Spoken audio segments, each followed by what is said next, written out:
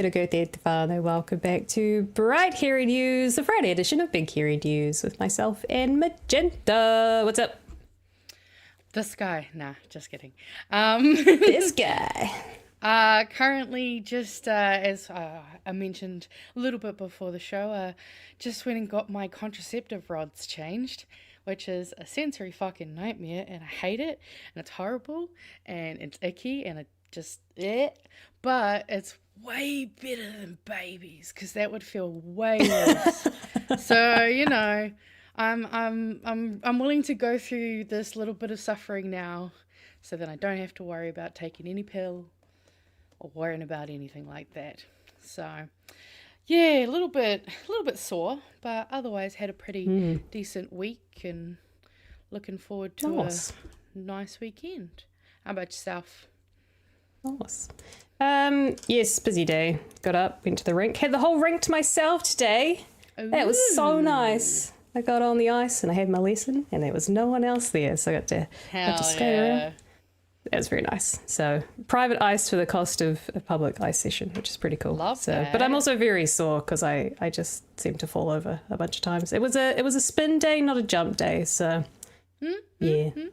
But there was at the just before I jumped off, there was one guy and his little girl, and they were hooning around, and I was like, "That's pretty cool. It's so special. It's so special." So, I love that. It was cute. Good. But yeah. Weekend ahead is looking, got the cat appointment, got to go get her vaccines and all that. Ooh. And then sure I think there's oh yeah, she'll love her. I think there's a Patreon meetup tomorrow as well. Oh yeah, shit, you're right. I believe at 1:00, I believe. I don't know if I've got the email yet. I heard a rumor. Yes, I'm looking forward to that. Should be It'll good. Get to see everyone. Yeah, it's been a while. We did mention it, I think, last week or the week before. We were like, oh. Yeah. Well, because I don't think I went to the last one, unfortunately, but definitely keen to catch up with everyone this weekend. Yes, fingers crossed. Rightio. Shall we do a few housekeeping things? And then we've got an exciting interview with Hana from Action Station and Dental for All. And later on, I'm going to talk about some Tiriti stuff, which was been in the news the past couple days, weeks, months in the background that's happening, which is very important to talk about. We're going to use the lovely Tanya Waikato's wonderful social media content to explain it, because it's very, very law-y, and I'm not very lawyer-y, smart law things. We got the big brains. Yes, so talky talk. He's done some great video content on it, so that'll be great. And then later, there's been a very small update on the leaked emails. Yes, that we should very briefly cover, and I'm sure you've got a few things, Magenta, as well, that we'll cover through as I've well. always got things and stuff. Things and stuff, sleeves. We love it. Right, let's say a few thank yous to our patrons over at patreon.com/BigHairyNews. If you'd like to become a patron, head over there. You can become a member for a very small amount a month, or as much as you can afford a month. It's for those people that want to support us long term, want to make sure that we can keep doing this through until the election and beyond. Yes. One way that you can support us. You also get things like pre-recorded interviews before everyone else. You get the behind-the-scenes updates of our merchandise and all sorts, as well as the monthly Patreon meetup. So, see you there tomorrow at 1 p.m, I believe. I haven't got the email either, so I'll have to pester Pat for that one. We'll follow that one up after the show. Hopefully, if he's watching now, he'll send us a text. Yes, please, thank you. And then we can, you can also support us through the shop as well, bhn.nz/shop, and I have been given some instructions for you all.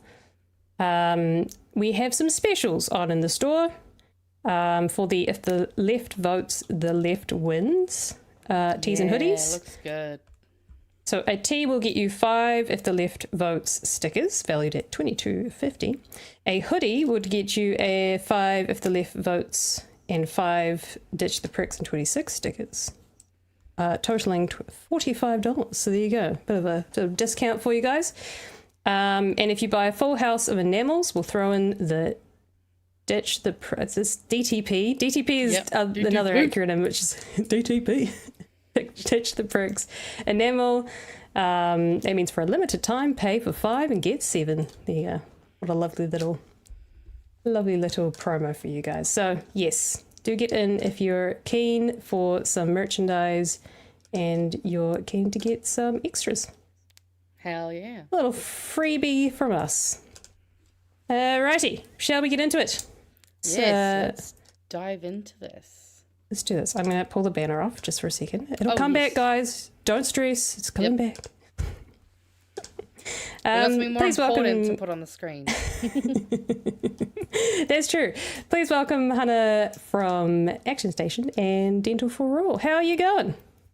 Kia ora, I'm going good. How are you guys going? Good. Have you had a wonderful week? Busy week? It's been a good week. It's been a very chill week to recover from a busy week last week, which is nice. And the sun was shining here in Te Whanganui Aotearoa for the first time in a little while, so appreciated that.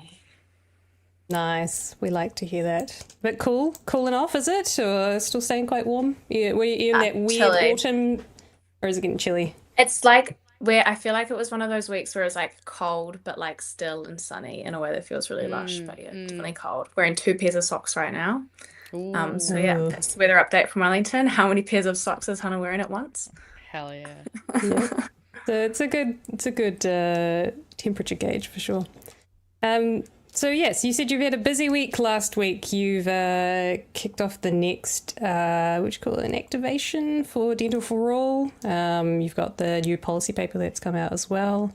Tell us, because we had you on the show 6 months to, it might have even been a year ago, quite a wee while ago now, in which you talked about similar things, but obviously there's a bit of an update. So do you want to give the people an update about what's happening with Dental for All? Yes, absolutely. Yeah, I think it might have been like nearly a year ago, if I'm right in thinking we were just about to go on our roadshow for Dental for All. So yeah, we were just kicking off that, I guess, stage of the campaign where we were building up, a lot of momentum around the country, and can share a bit more about what that was like if you guys are interested. But what's happened most recently is we've launched our policy paper. So this is a report which outlines what it could actually look like to deliver free, universal, and Te Tiriti o Waitangi consistent oral health care in Aotearoa. It's a bit of a piece of work that we've been working towards for a long time because, as you can imagine, people often say, this is a great idea, but what would it actually look like to implement? Or can we afford it? So we've been able to get into that detail with this report. And had an event last week to send it out into the world. Yeah. It's a very lovely, as a graphic designer myself, and I do like a good report. It's very beautiful. Well set out, well layout. I love the little images and everything. It's great. I love that. Yeah. Shout out to Kahu Kutia, who did our illustrations and design for this one. I mean, come on. Look how cool that is. Yeah. They're very cool. Got to make it alluring enough for people to read a policy report, you know? Oh, absolutely. It's a good point. So yes, actually, do update us with the roadshow that you had last year, because we spoke to you before you guys went on your big trip. How did it go? Because you were top to bottom of the country, checking out a bunch of places. How did that go? Yeah, it was amazing. It was absolutely huge. We went to, I think, more than 20 locations and had more than 30 events over a 3-month period last year. And so that was, all over the place from up in Te Tai Tokerau, East Coast, down south. It was pretty amazing, I guess, to have the opportunity to take a kaupapa that we're working on and have so many conversations with people around the country about their experiences and hear what it means for them. And as you can imagine, obviously the state of, I guess, access to care and what people are facing is different in many places, but there's definitely, a really clear consistency as well of the fact that the current model of oral healthcare is absolutely not working for people. Actually, no matter where they are and what sort of position they're in their life, people have stories of the the pain and the suffering that it's caused them to not be able to access dental care. And there's a huge level of public support for change. So yeah, it's definitely given a really good, I guess, energy kick to the campaign. And we've sort of been taking that into this election year and I guess directing towards trying to get some, solid commitments from political parties around dental for all. And how is that going? Because I did see the odd picture of you shaking, or someone's shaking hands with some political figures. But how has the general reception been? Have people been receptive to it? To push back on, say, not enough money in the bank, sort of thing? What's the feeling there? You mean from political parties? Yes, from from the government side. Sorry. Yeah. I mean, we actually at this stage we're not totally sure it's going to land. There's definitely interest. I mean, the Greens have had their policy from the last election of universal dental care. For the other parties, we're not sure exactly where they're landing. We know that there's that it's an issue that people are hearing about, and it's an issue that's coming up from their supporters and from communities. And obviously now with this report, we've laid out pretty clearly what it would actually look like to implement. So I guess you can't really argue now that it's not feasible or even that it's not fundable and so on. But yet to see exactly where this lands, and hopeful for some stronger policies since the last election. From this government, not much. I mean, obviously it's running pretty counter to their current agenda to actually be investing in expanding our public health system even more. But I think they're obviously losing a lot of public support for that approach. And I guess we wanted to come in with a proposal that's not just about defending and restoring what we do have currently in the public health system, which is of course really important, but also showing that it is still worthwhile to actually expand that and improve it. What's the so in the report here you've got your preferred model, if I can find the page because I've lost it. Can you kind of give us an idea of the minimum that you'd like to see from governments to implement, to the best case scenario of all the things that you'd want to see change in terms of getting dental out there to not just young people but also adults going forward? For sure. I'll start with the best case scenario. The sort of 3 pillars of dental for all that we talk about are that dental care is universally free. So we really want to go for a model that sees oral health as health and funds it accordingly within our public health system, rather than falling into the trap of a sort of bureaucratic means tested system that's also a lot easier to pick away at over time. That's one of the key pillars of what we're working towards. Another is of course that oral healthcare should uphold Te Tiriti o Waitangi. I think that's a given, but it's really important to talk about what that actually looks like for a future model. In the paper we talk about the kāwanatanga and tino rangatiratanga spheres of authority as outlined by Matiki Mai. The fact that the Crown needs to commit to resourcing and supporting the rangatiratanga sphere to deliver oral health care for Māori communities in a way that makes sense for them. Also noting that there's already so much happening in the Māori oral health space that has been really successful for communities. So there's already a lot of existing, momentum that the government just needs to get behind and back with funding, really.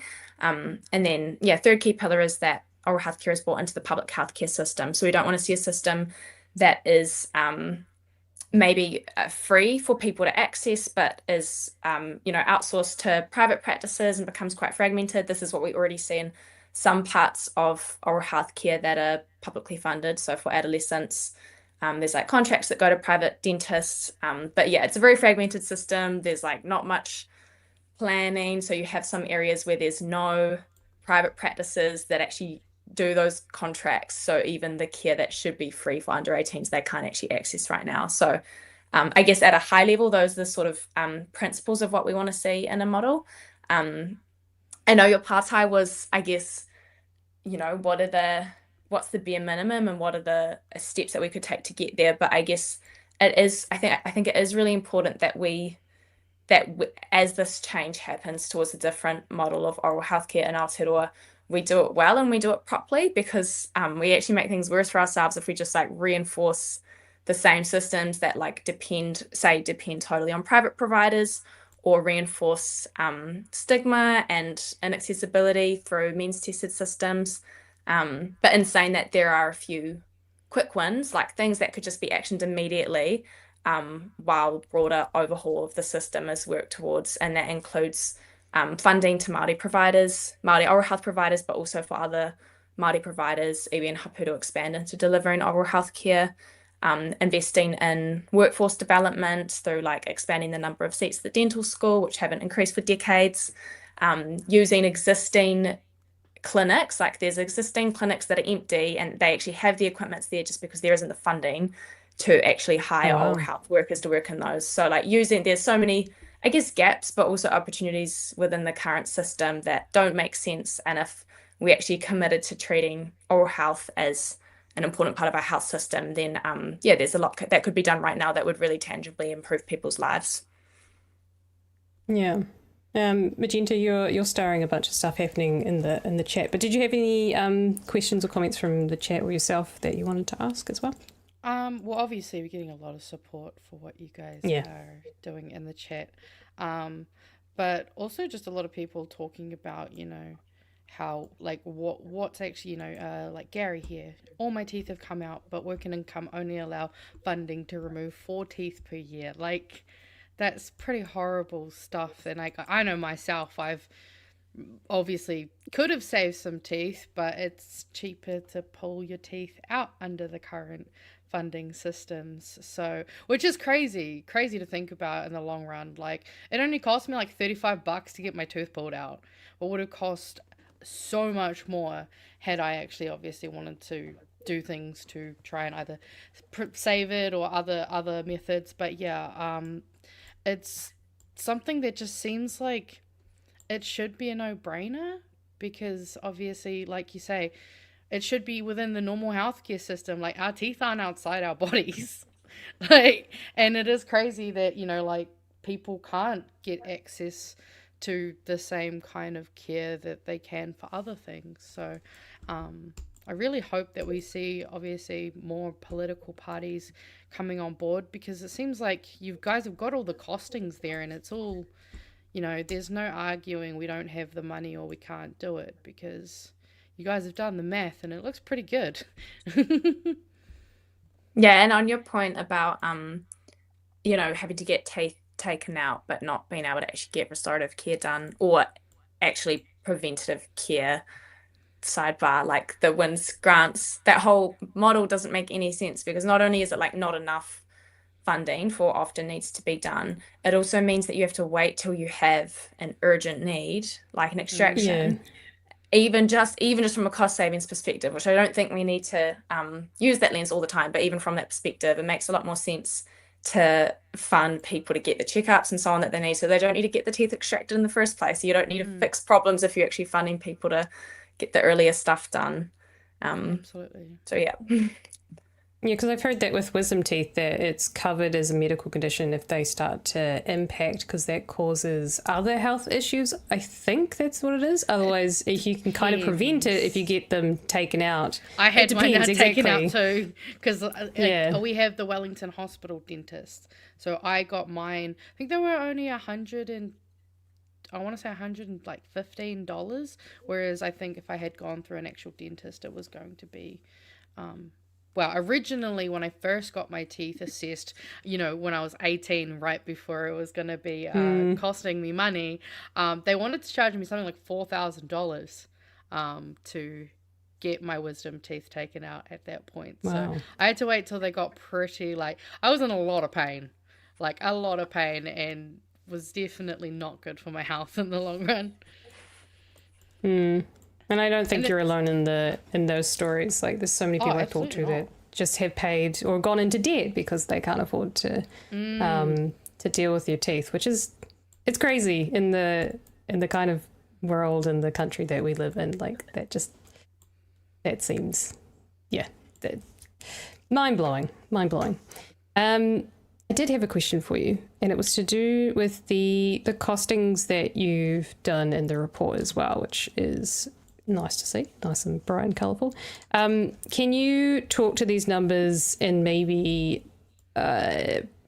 simplify them, perhaps for those of us who are not familiar with government budgets and that sort of thing, and like kind of put some of this stuff into perspective for us?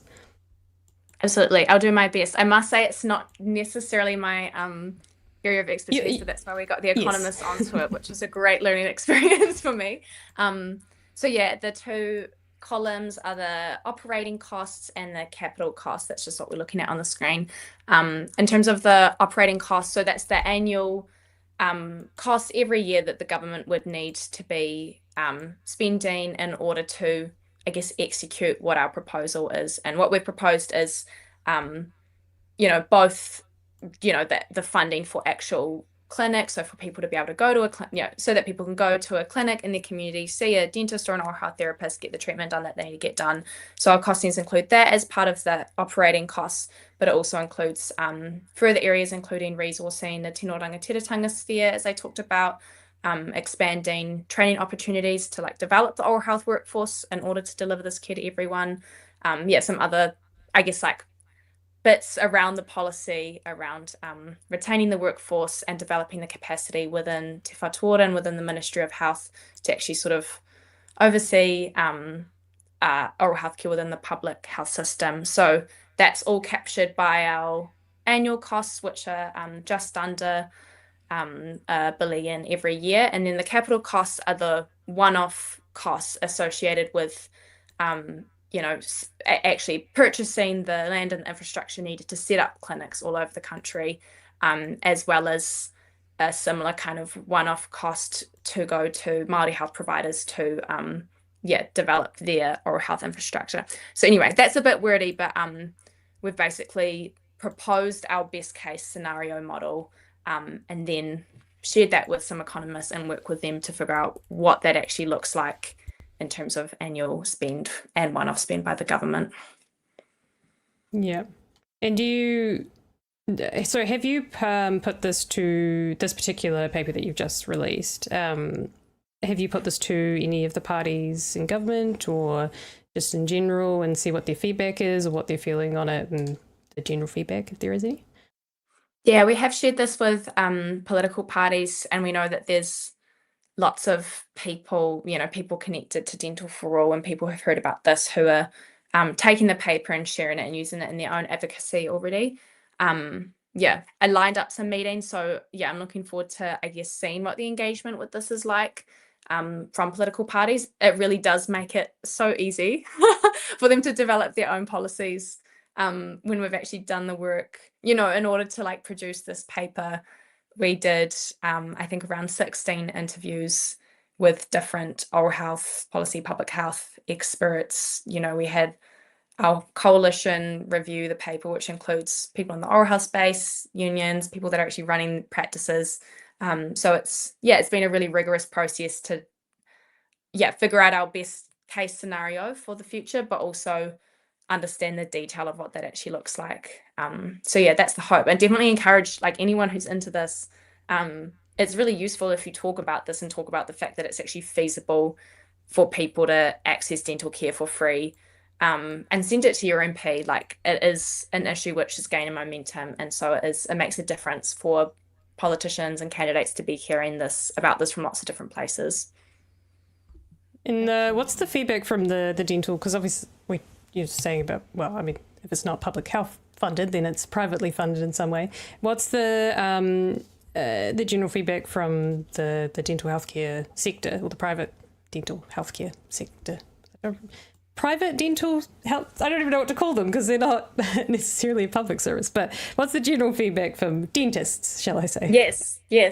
It's really like the oral health sector is so interesting as someone like coming in from the outside and then working on this kaupapa and meeting all these people who've already been working in oral health for a long time. It's really mixed. Like, there's a lot of people who are really stoked that we're doing this work and have gotten really closely involved, because if you're seeing people every day, especially if you're working in communities or working in a practice where you are actually encountering people who are in real need, because it is true that there are parts of the sector that don't even, I guess, witness how terrible things are, because the people that are most affected aren't even coming through their doors. So there's a lot of people that are really passionate and have been doing local initiatives and advocacy within the system where they can to improve things. There's also, I think, a lot of resistance from parts of the private dental sector because it's different and it's changed. And I think there's a cynicism about a different system actually working and being better.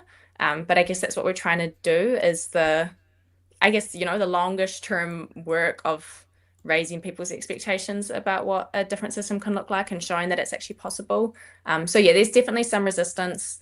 I think people get this idea that like if the government was to fund this stuff, it's going to force everyone to work in that system, which is just like not how it works at all. I'm like these private dental practices can keep doing their bougie cosmetic work if they want to, but it actually would give oral health professionals the choice to work in a system that is community and public health oriented. And many dentists or oral health therapists might want that. And there also might be many more people that would want to go into those professions if they had the opportunity to work within a public system. So yeah, it's super varied, but there's lots of amazing allies within the oral health sector that have made this work possible as well. It very much mimics what we know about just the general healthcare system as well, where you've got nurses and doctors who end up working private or going into the private health system, and they get paid a little bit more because it's private, versus those who stay in the public system for whatever reason, and they choose either side for whatever reason. But yeah, very much the same, where there's a lot of people that are really just in it to help people. And if they have the opportunity to do that in a system that's for everyone, then yeah, they would choose that. Magenta, sorry, what were you going to say? Oh, I was just shocked at how cheap it actually is in the scope of things. Like, what, 935 million a year? That's actually, in the terms of government spending, nothing really. Yeah. Because I had a quick look and I didn't realize that he only put $100 to $200 million per year in currently. So it's not even like it's that massive of a raise to actually provide, like you say, and it's not going to stop private business. I also see that this is we lose approximately $2.5 billion actively from productivity loss due to oral health issues, and that alone, I mean, it more than pays for itself when you kind of minus all of those. So it just seems like a no-brainer. And also I noticed a lot of people in the comments talking about how it's cheaper to fly to a different country and get your teeth done, and that's including the flights, accommodation, and all of that, which is absolutely mind-blowing. It also means that I know our people who want to go to dentist school, they're like not going to have the means to, dentists aren't going to stay here. They're going to not be, because people are going to be going overseas. So why not keep that business here, stimulate the local economy, and just save us all a lot of pain and hassle? Because there's nothing quite like a bad tooth experience. It's very debilitating, and long term it's not good because people obviously they can't afford it, so they put it off, or they have to spend a long time paying it off with these credit cards and other things and getting into debt, and it's just so hopefully this like resource will be great for people to be like, hey, it's not actually that unreasonable, here are some numbers, So shout out to you guys for doing the mahi and kind of getting this out and pushing it, because it's so important. And as someone who comes from a long line of people with not the best oral hygiene, it is so important to make it available for everyone, but also make sure that we sustain it, not just go up until you're 18 and then just abandon oral hygiene almost completely. Absolutely. Yeah, the dental tourism stuff is wild. I don't know if you guys seen it's been in the news a lot this week, but also, I've just noticed on socials it's gotten really big, and there's businesses that have started in Aotearoa, and their whole business is taking people overseas to get dental treatment done overseas. It's that lucrative that's and I'm like, isn't that a sign of how twisted our model is? And it's people getting treatment that they need, or that you know that they should have gotten long ago, or that they wouldn't even need if they'd gotten dental care earlier in their lives. And then there's a lot of like, I guess like shaming people for doing that, or talking about the risks of them doing that. And I'm like, hold on, like, isn't this a sign of how like nonsensical our model is, that this is the sensible choice that some people make. This is the cost savings decision that they're making. And it's just like totally unnecessary for people to be put in that position. Absolutely. Yeah. Especially in a country like ours, it's crazy. So what is next with the campaign? So you've launched the paper, you've been in meetings or continuing to talk with politicians. What are you hoping to get before the election, after the election? Promises, not so much. What's next? Yeah, so we're definitely wanting to see some commitments ahead of the election, around dental policy. At the very least, you know, keeping the policies that were proposed at the last election. So you guys, yeah, you know, will remember that Labour proposed extending universal dental care to under 30s. Greens had a universal policy, Anti-Pāti Māori and New Zealand First had sort of some proposed extensions to means testing and stuff. But I think the momentum that we've been able to build around Dental for All since then is really massive. There's like huge level of public support, and it's only growing. So I think we can definitely expect more. So that's what we're hoping for ahead of this election. Also, obviously needing to organise and mobilise to actually get this government out and change governments to one that is more likely to take action on this issue. So it's kind of, I guess, twofold there around the election. There's lots of work in the background for Dental for All.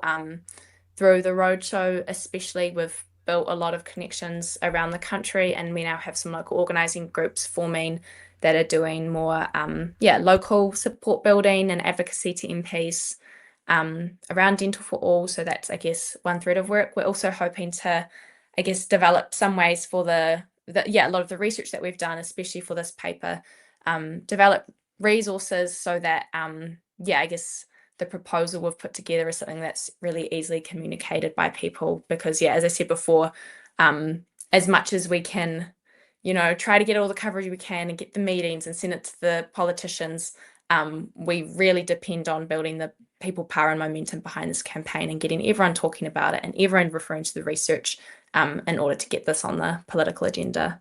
It's a little bit of a spiel of what's coming up for us. Maybe another gig. We did a DJ gig last year, Flossin. I'm advocating for another one ahead of the election. So we lots of fun bits and bobs that we do. So we'd love for people to follow and sign up and things like that to keep in the loop. Wonderful. Where's the best place to follow? You've got your website, Dental for All. Is there anywhere that's best social media platform to follow and share for you guys? Yeah, so we're on Instagram and Facebook. On Instagram, we're Dental for All NZ, and on Facebook, we're Dental for All Aotearoa. Our website's dentalforall.nz, and we also have links there and on our link tree to sign up for updates as well to get you on our on our mailing list.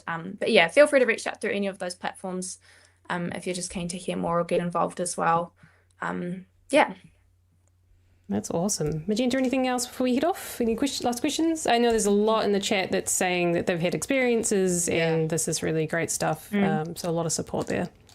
No, absolutely. I mean, they're all just shouting out and praising all the mahi you guys have been doing, because, it's an important conversation, and especially in an election year, you know, I think it's important to have this conversation be kind of rising. But thank you for all you guys have been doing, and thank you for joining us on a Friday night. It's not exactly the most normal social thing to do, you know, hang out and talk about politics, but cheers for hanging out with us. Awesome. Thanks so much for having me on and for the support. No worries. And hopefully we'll hear from you again soon with some positives. We'll keep an eye on things and reach out if you want to have another chat and update for us. Awesome. Well, mighty. Thank you. That was Hana from Action Station and Dental for All. Talking about teeth. It's crazy how many stories came through the chat about thanks, Hana the Tooth Fairy. Aw. Yeah, crazy how many people have had teeth issues and teeth stories. It's strange for something so common, yet something that's not funded publicly. Like if you, absolutely. Like I'm trying to think of any other issue that's, that's so universal. Like I'm trying, like smoking, for example, like so universally bad that governments did things and they did something about it, right? Yeah. You would think that something like teeth and knowing that it has effects to other parts of the body if you don't look after them and you don't get things sorted. There was so many people getting their wisdom teeth taken out, for example, that sort of thing. And yet it's not funded. It is it honestly is crazy. No, it's been an issue for a really long time. And like I said, I myself haven't had the best time with teeth. You know, I come from a long line of family members who don't necessarily have the best oral health either. And it's just, it really... It's surprising how much people are just kind of digging in and kind of just dealing with it or, taking a bunch of medication or whatnot. Like, I remember when I needed to get my wisdom, one of my wisdom teeth out. No, it wasn't a wisdom, it was another one. But I was, like, so trying to avoid having to go to the doctor that, like, I think I took medication every single day for at least a year before I even considered making the appointment, and that's not good for your body either. So there's a lot of things people do to kind of get through that can add to the problem, unfortunately, rather than wholly help it. So it's something that I've always been really passionate about, and it's awesome to see. And obviously the Greens as well in their alternative budget had their own costings as well for free dental for all. So it's just good to see more people kind of joining in and going, hey, look, it's really not that hard, especially like with those numbers I looked at before. I mean, 2.5 billion in losses from productivity, and I think it said 103 million in just sick days off. So that's a lot of money that we're losing out on that could just easily be paid for less than $1 billion. And like when it comes to government spending, that's not a huge number.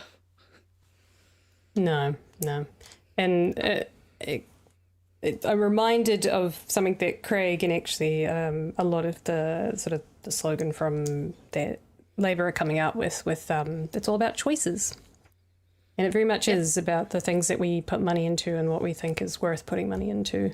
And I always come back to that example as well of like the lost productivity and the amount of times I hear that word productivity coming out of Luxon's mouth. Productivity. It's about growth and productivity. We'll build roads because productivity will be better. And it's like, but the evidence is there that, these things also cost our productivity.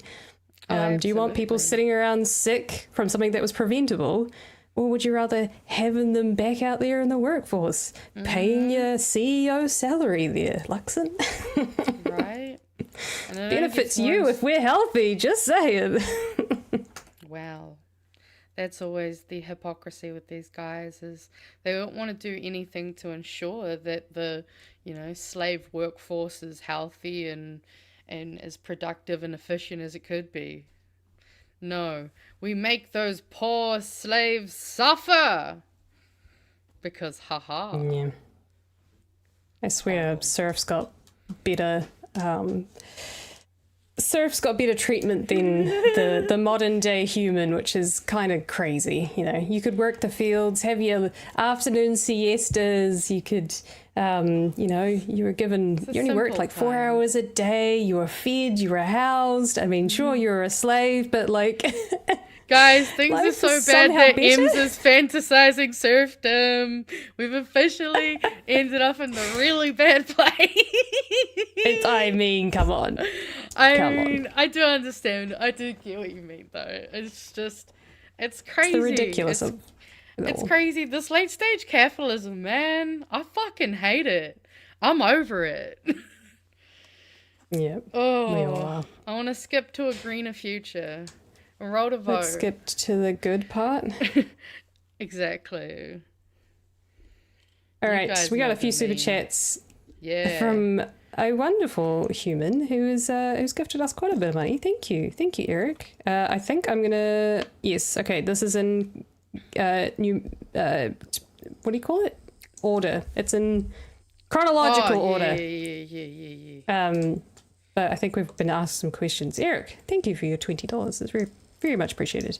MC Magenta's opinion. Water bills coming to Wellington in July. The Lower Hutt City Council has notified by Autism NZ and IHC that water bills and increasing property rates will affect disabled people. I am not surprised. This is more your neck of the woods there, Magenta. Any thoughts? I mean, I think it's cooked. I think there might have been a government who was considering and proposed some ideas that might have, I don't know, maybe helped some of these waters, you know, these waters, because it's just, like, I don't even fully, like, I don't know when it's going to hit me, so I am currently pleasantly ignorant to my potential future in this, and I'm sure once that future gets here, you'll hear all the fucking about it, because again, it's the last thing we fucking need. Like, let's just have the public system like, why are we paying Luxon over $500,000 a year? And we can't, guys. Oh, he can fucking shove his knighthood up his coochie for all I care. Could you be clear there, Magenta? Yeah, not a fan. Wish that there was something we could currently do, but I guess the only thing we can do is try to get rid of these guys. Eric has a few other things for us as well. Thank you for the $10. Wanting to add, Chris Bishop also attended the same meeting, was warned by Autism NZ and IHC water bills and increasing property rates will result in disabled people and parents losing their homes. Very and I bet you he laughed, at least internally. Probably. He also mentioned that water bills and property rates impacting disabled people and parents will be a discussion between LHCC, Lower Hutt City Council, and government. The IHC and Autism NZ reps responded very angrily. Yes. Not surprised. Trying to fob it off. Go ask your mother. That's such a go ask your mum fucking response. Pathetic. And then lastly, another $10. Thank you. Just to end, some of the disabled people and parents mentioned at the meeting that they may have no choice to move out of Wellington or the Hut if the planned water bills in July proceeds. Yeah, that's really sad because is it Lower Hutt, which is sort of a cheaper area for those living in Wellington? Is that sort of like is it a lot of people? A lot of people live out in the Hut because I know Bree lives out in the Hut. Because a lot of people live out there because it is cheaper out there. You know, I'm living in what's considered cheap for in the CBD, which is $580 for a 2-bedroom that gets like no fucking sunlight, and is constantly cold and damp. So yeah, it's cooked, and like that's the thing. It's just there's no need to add it on. Like, where's this consideration for all the water companies who are just selling our fucking water for free? They get to profit off it 100%. Yet we have to pay extra? Go fuck yourself. Also, fund local government properly. That's always going to be one of my other things. Is the way money is prioritized is all so fucked up. So fucked up. Yeah. What a world we live in. Do you want to talk about something that's going to make you even madder? No, let's go. Why not? Oh, I'm so gutted we have to talk about this, but we have to talk about this. So this is something that I don't know if many of you know about this, because I had zero idea that this was happening. But there is a new bill that's being proposed. Is there an actual name other than is there a name to this? No, it doesn't necessarily have I'm going to call it the Treaty Clauses Bill. This is the best I can come up with right now. The Treaty Clauses Bill sounds quite similar to Treaty Principles Bill, doesn't it? This is something that has been has just popped up its lovely little head, and is being quoted to be as damaging as the Treaty Principles Bill.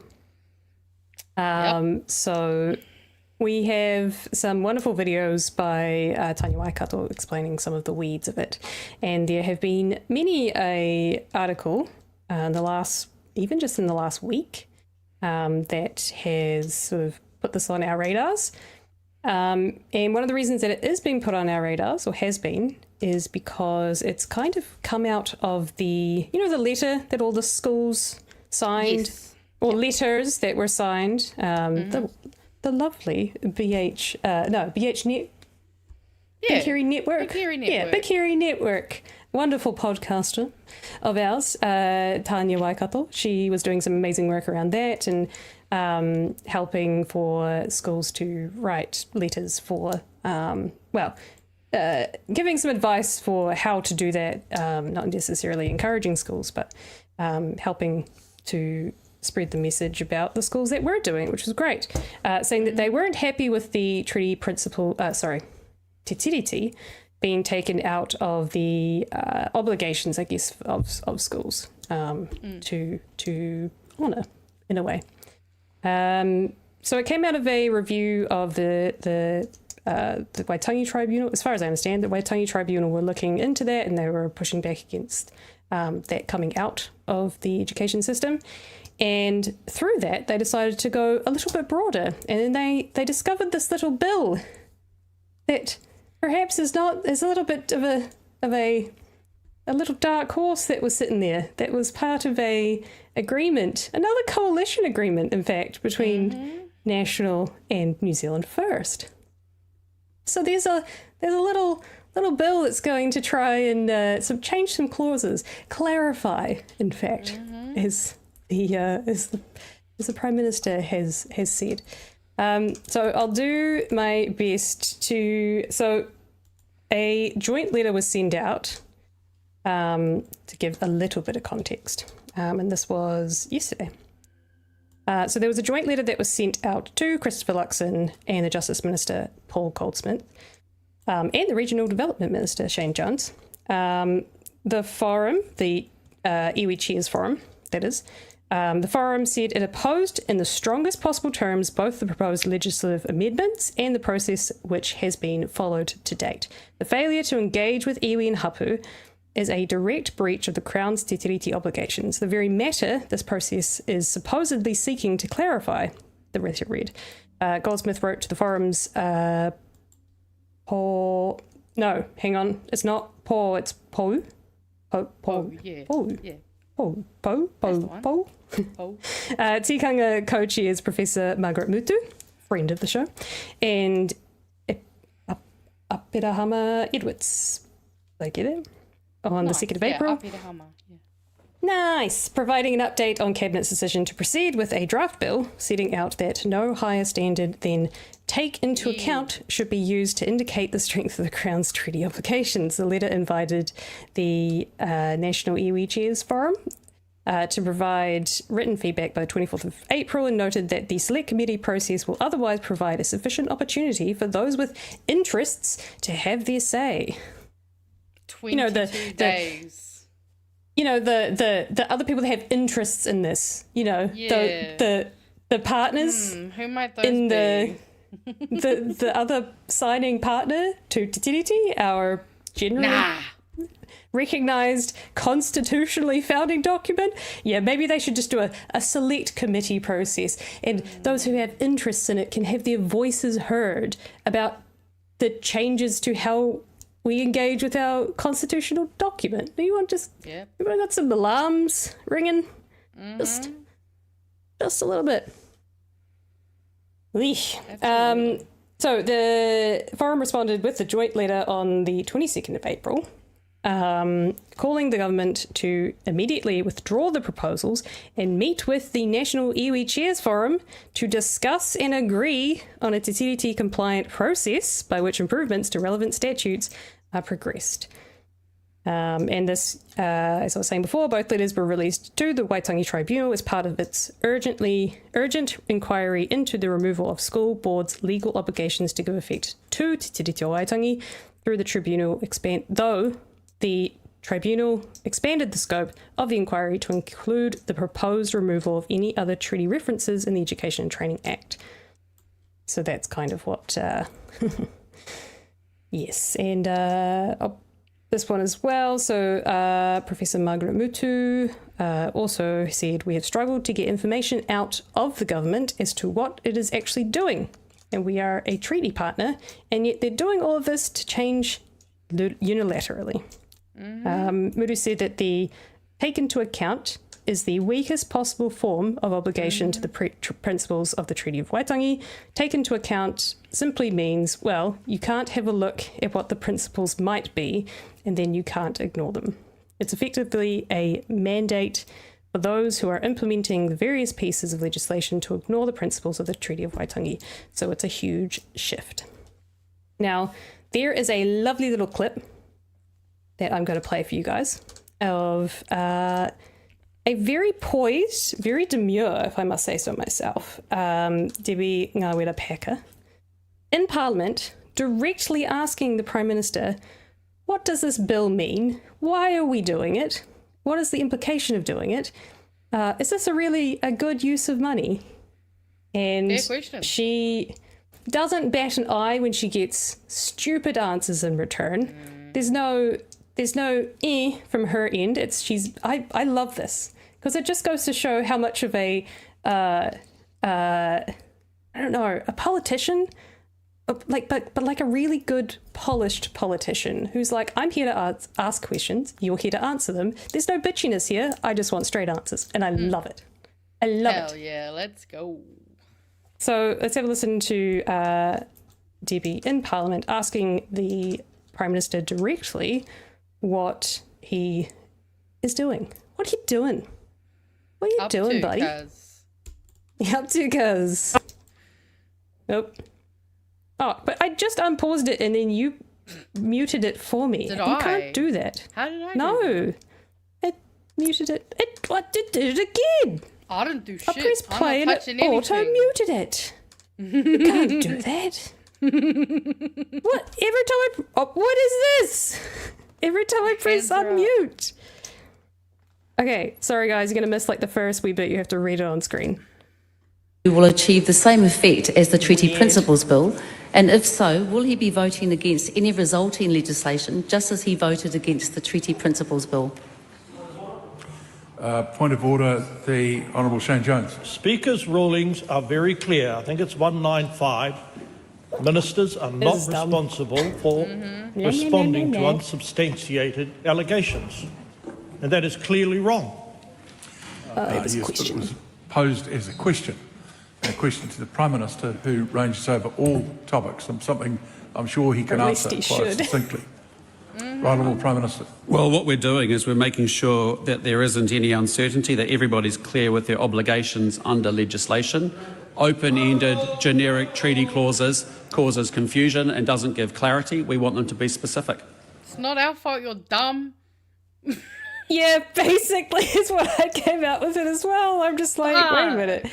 So it sounds like you don't get it. So you're doing this for you when, like, you should just educate yourself. Like, I could not be sitting in that seat right now doing that because I do not have a grasp on Te Tiriti enough to be able to honour it. I don't believe so. Which is why I probably have people surrounding me who are experts in the field to help me understand and break it down for me. It's because that's why we have experts. But you'd listen to data and experts, and that's where where yes. you've gotten them wrong. He kind of. I'm not going to change it. I don't need to change it so that I understand it. I'm going to listen to people and educate myself so I do understand it. Well, it's ironic yes. too, because he's trying to act as if essentially they're trying to make the language more plain and more clear. And this is coming from the government that repealed the Plain Languages Act. So how about you're a hypocrite? You clearly just want to dismantle as much of New Zealand's constitution with Te Tiriti as much as you can before we vote your asses out, because you're scared. You should be. Well, let's listen to another supplementary question by Debbie. Supplementary. Oh, stop doing that. Why does it mute every time I press play? Maybe just unmute and Supplementary. then pull back. Can he name a single piece of legislation where Te Tiriti o Waitangi protections have been strengthened under this government? Well, again, I'd just say the problem that we're trying to address with this legislation is generic treaty principle clauses that variously say give effect to, take account of the principles, and what we want is a consistency so that everybody has clarity about the obligations they have to each other. Supplementary. Is his government removing treaty clauses from legislation so that they can avoid honouring Te Tiriti o Waitangi in practice? No, and I reject the characterisation of that question. Supplementary. Does he deny that this is a systemic rollback of Te Tiriti o Waitangi? No, this is about making sure that everyone understands their specific roles and obligations to each other by having specific clauses that are relevant to the legislation. Supplementary. How much money is forecasted to be spent on the Treaty Clause review in addition to the millions of dollars that have already been wasted on the failed Treaty Principles Bill? Good question. I can tell you a lot less than Te Pāti Māori's party's taxation policy. Supplementary. Why is his government prioritising erasing Te Tiriti o Waitangi from our laws when Aotearoa is facing a climate crisis, a fuel crisis and a cost of living crisis? And answer the first leg of the question, we're not.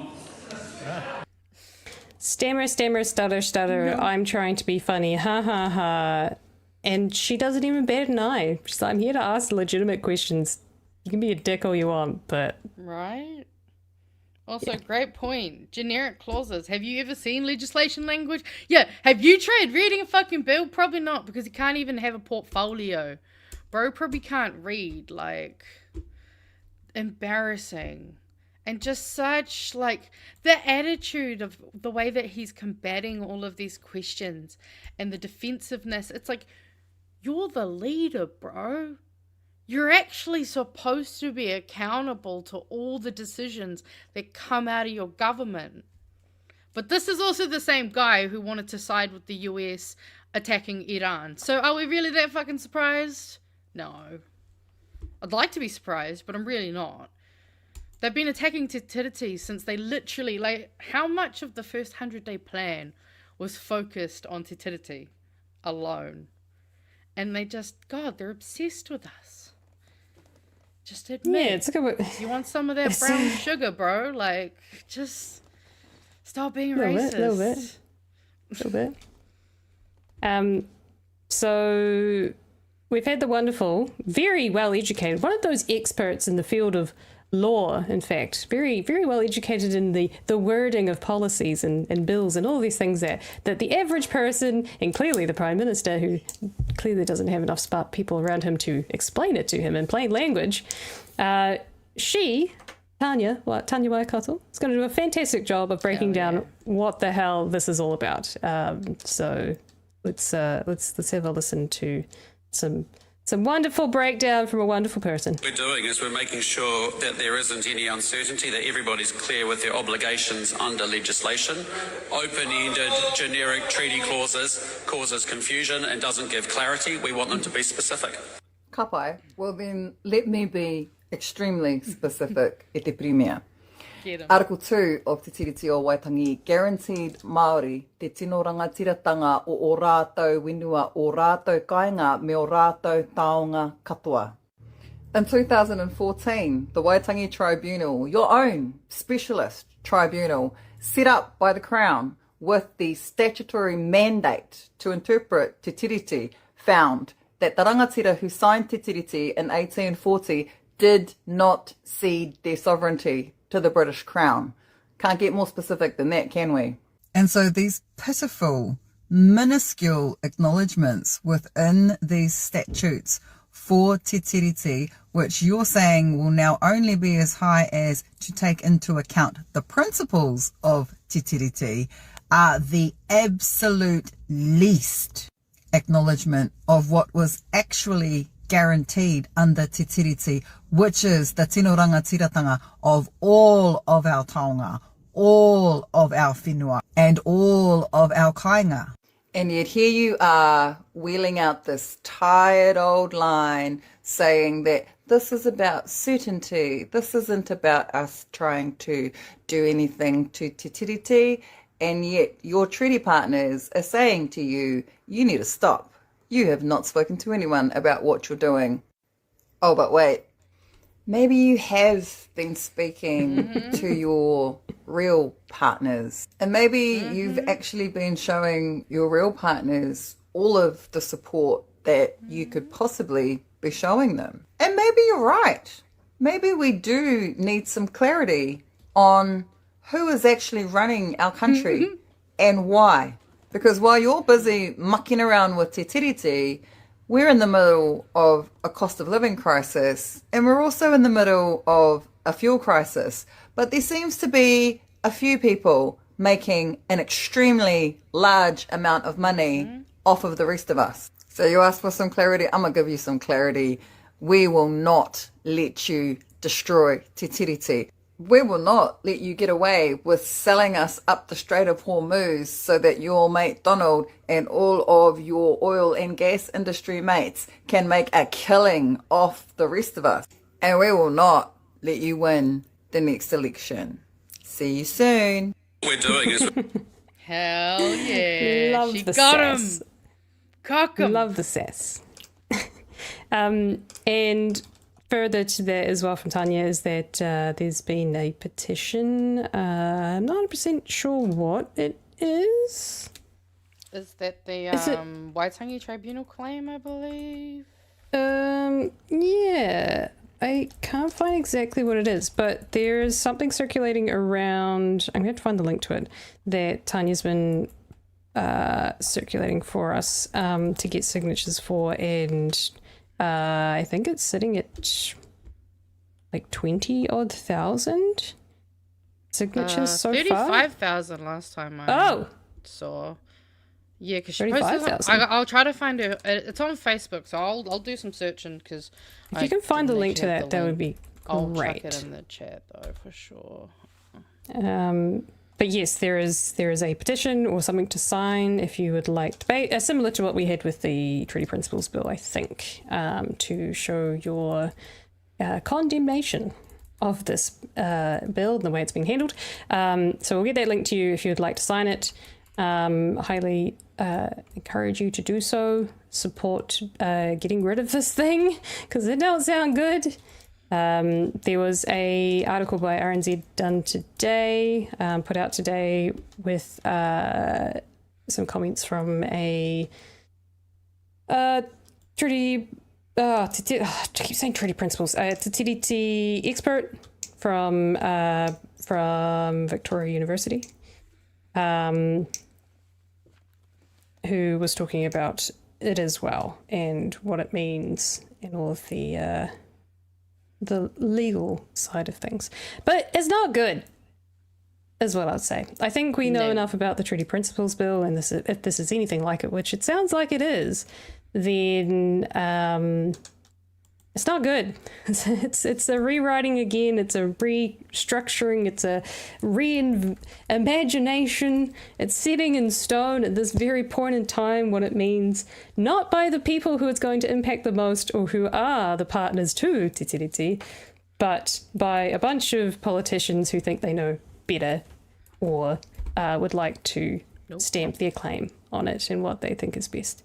And not cool, bro. Not cool. I think I was saying this when the TPP was going through, but like we were heading in a great direction. Things were, the treaty was getting strengthened and we were learning more about it. And it was like, like we were actually moving forward. The tribunal was getting, more power as it should and more of a voice in all of this and legislation. And like, it was like we were getting there. We were so close, and I feel like we've just been like forced to watch it be slashed apart. It's really sad. Mm-hmm. So I've got the Tanya's thing open. If we just wanted to quickly have a look at it. Thank you to Mr. Arvids for sending that to me. Oh, go Thank back. you. There we go. So yeah, Toitu Te Tiriti Interested Party Application Treaty Clause Review Claim Y682. So Ngāti Hine have filed an urgent claim in the Waitangi Tribunal, asking the tribunal to urgently inquire into alleged fundamental breaches of Te Tiriti and the principles of Te Tiriti that will occur if the Crown proceeds with the changing of up to 23 laws to either remove the treaty clauses altogether or to reduce the requirement to consider the principles of the Treaty of Waitangi to no higher than take into account. Like your mum takes into account the fact that you want the TV tonight. The claim alleges that the changes will cause significant and irreversible prejudice to Māori now and for generations to come. So they've filed this application, and if you follow the link that was posted in the chat, otherwise highly recommend going to Tanya's page, you yourself can add your name to this. So I've already done this myself, and yeah, you can be one of the many supporters of this application. Thank you, Magenta, for finding that. Thank you. Was it Aiden? Did Aiden find that one for us? Yeah, good on Mr. Arvids. Sure. Thank you. Sure. Yes, I can't read through it all because we won't have time, but I do highly recommend jumping onto RNZ and having a read through this article. I'm sure you'll find it via this very lovely, scary headline, which I think is warranted. But there's a wonderful little history behind it and talking about the clauses versus principles and what it's going to affect, etc. There's also, if you look up on RNZ, they did a fantastic series with a bunch of treaty experts. And I believe Luke was one of them that sat down and had a chat about the history of the treaty. More specifically, things like the some of the things that happened and the dismissing of the treaty and its role in society or in shaping New Zealand. So highly recommend going and have a reading of that if you've got time to educate yourselves and learn a bit more about shitty things happening have happened and why we're fighting this and why we should. And that's why they've been putting all these random things out into the ether, so we try to be distracted because they're doing shit, still doing shit behind our backs. And I do fear that they're going to potentially start trying to maybe use the fast track a little to try and push as much of their fucking shit through, because if I were them, I'd be getting a little sweaty, The leadership's bad. Well, actually, do you know one thing I learned? I think it was yesterday. I was watching Philip DeFranco, and he was talking about how Donald Trump's ratings were doing similar to the polls that we looked at around Luxon's popularity. Donald Trump is rating higher than Luxon. Donald Trump is currently sitting at 34% in the polls, his lowest ever, yet still higher than the 29.7% that Luxon's on. So that sucks for him. Yeah, or maybe he'll be like, oh look, see, Daddy Donnie, see, I'm a good boy. Please let me join your genociding, please. This is why we gotta get them out, fam. Yeah, we'll talk about that in just a second. Oh, I did see that. Yes, there is a little invite in my inbox. Yes. For tomorrow's patron meetup. Our patron meetup. Thank you. See, so we just spoke it out there. We just put that out there, and look what arrives. There's one little super chat from my discussion earlier. When we get BHN on Ice show, never. That's for sure. BHN. But I will take y'all skating if you ever want to come for. Oh yeah, as long as I can have that ride. like Zimmer frame thing you can get, because I can't fuck it. My ankles are already like dust. We used to have. Wait, who has the penguins? I think it's Gore has penguins. We've got slightly translucent polar bears. Oh, what? And I think okay. what else is there out there? Those are the only two I can think of. Back in the old days, you used to get like sled things, which had like basically a metal frame with a wooden base, and you just hoon on them. That's the only way I've ever been able to go ice skating, because like I love that kind of stuff. Same with rollerblading, but the problem is that my ankles, they're not made. They're made out of the same shit fucking Christopher Luxon's made out of. That's how shit my ankles are. Bit of jelly. Yeah, unfortunately. But no, God, that would be fun. But also, could you imagine trying to get Pat and Chewie out on the ice? I don't know why, but I just feel like that would be really hard. Nah, I reckon they secretly have a pair of hockey skates and they just slap them on and they go for it. Go for a little hoon. Yeah, that's the one. Go for a hoon on the ice. Slide, dash. Give them a hockey stick. They'll love it. Just imagine it. It's like, David Seymour just... Oh no, I said something bad about David Seymour. Now I can't be an MP. Oh no, sorry guys. The bar is very short. Someone is asking for memes. Yes, Did you have some memes? I'm opening memes in the background. That's why I was buffering. So it was real smooth by me actually. I was doing a real fucking good job.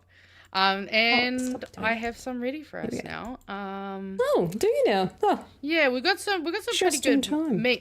This was a meme I found literally in the wild on the streets of Wellington. When I went to hang out with my best friend, I just saw this. He eats rabbit shit he eats rabbit shit like raisins, and just a picture of David Seymour with rabbit poop.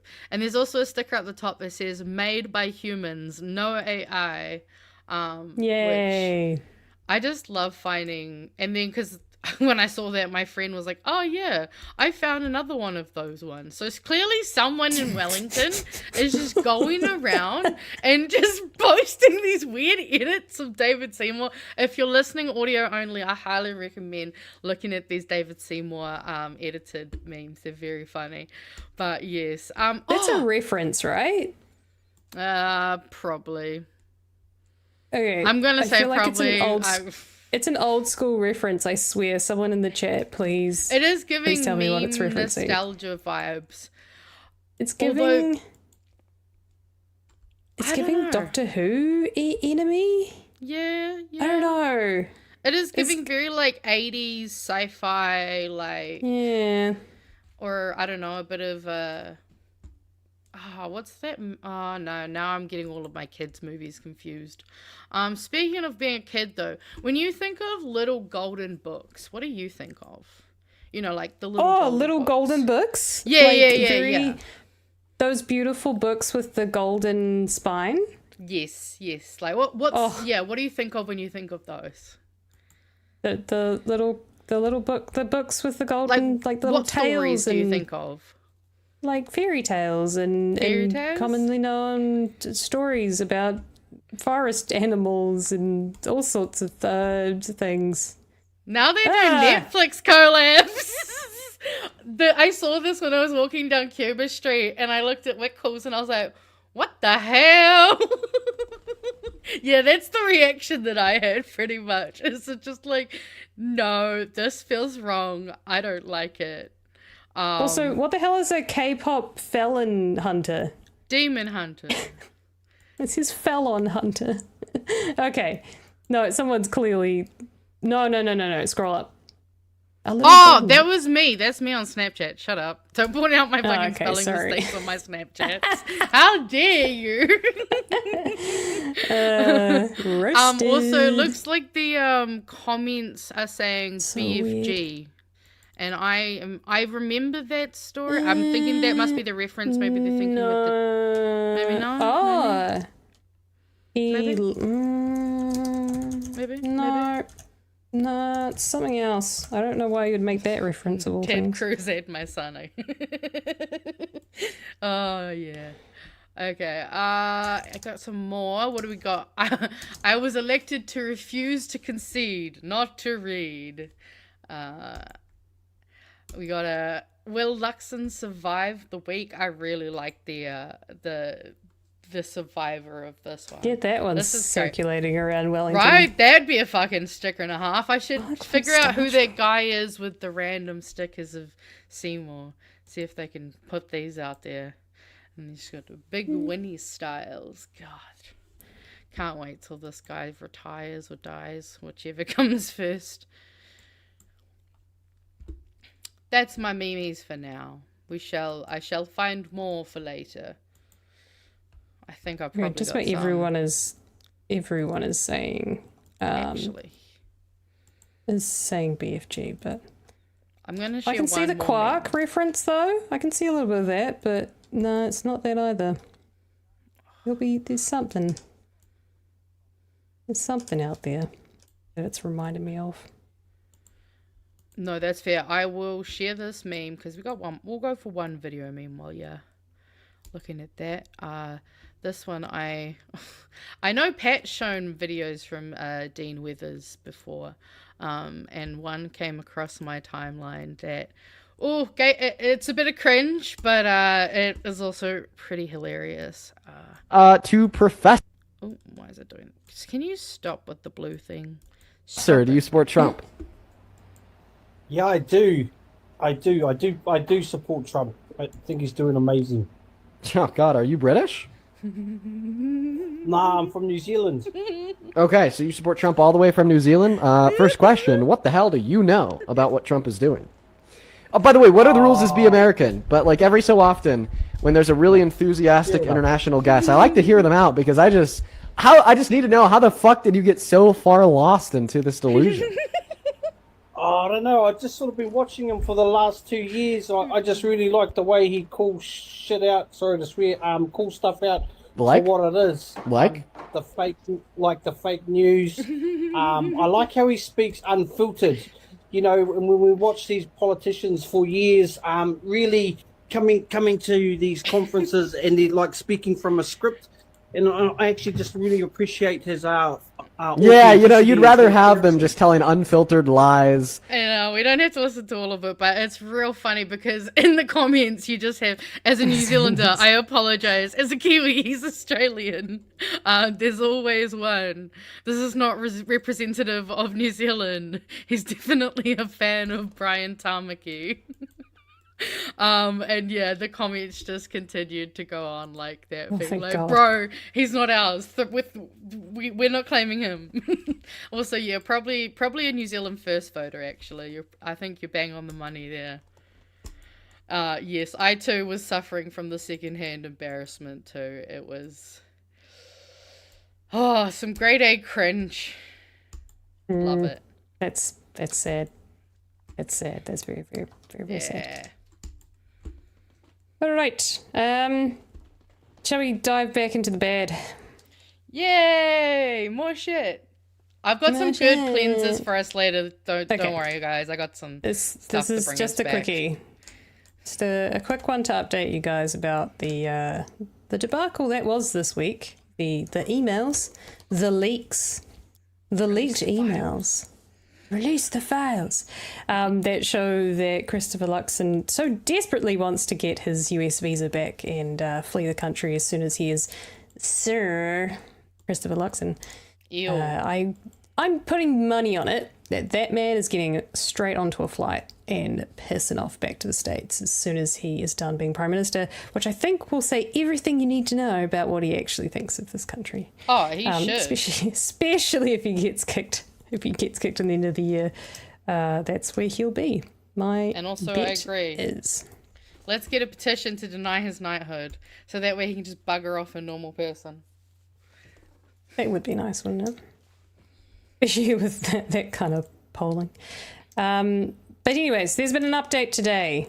I'm really annoyed, and I don't know if it's because it doesn't exist, but there is no audio to which this is. They say RNZ had an interview with him post all of this stuff, the first interview. There is no audio or video that I can find, so unfortunately I'm going to have to read the quoted text.